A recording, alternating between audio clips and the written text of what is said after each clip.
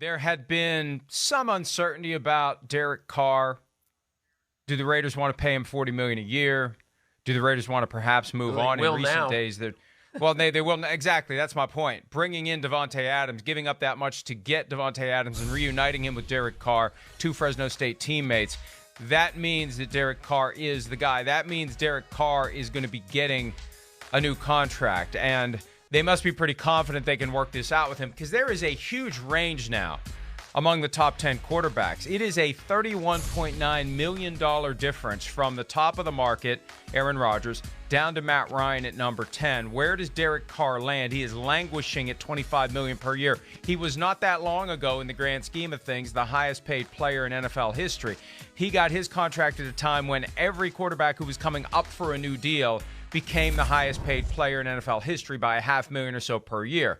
Since then, we've entered into this era where you don't really know where guys fall until they do their deals. And there is a big spread. So how much are the Raiders going to invest in Derek Carr? I have a feeling that they have an idea of where this is going to land, or they wouldn't have gotten Davante Adams, unless it's some sort of a sweetener aimed at getting Derek Carr to take less. But I assume they don't recklessly make this move. I assume they want Derek Carr, and they know they're going to keep Derek Carr. And that's important at a time, Peter, when there's been just kind of a curiosity about Baker Mayfield. We're going to talk about him coming up. We got plenty to say about Baker Mayfield, but Josh McDaniels was the guy who secretly worked him out 4 years ago, and there was a sense that maybe McDaniels really liked this kid. And, you know, with Mayfield now trying to get out of Cleveland, hey, maybe the Raiders. No, not the Raiders. Forget the Raiders. Scratch the Raiders off the list. Baker Mayfield's not going to the Raiders. Derek Carr is going to be the Raiders quarterback,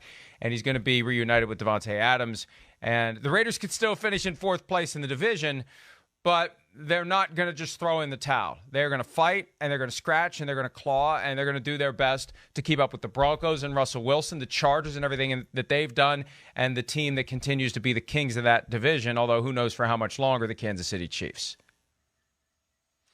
Look, you know, it's one of the funniest things that you've said in recent hours, days, weeks, that Derek Carr is languishing at $25 million a year.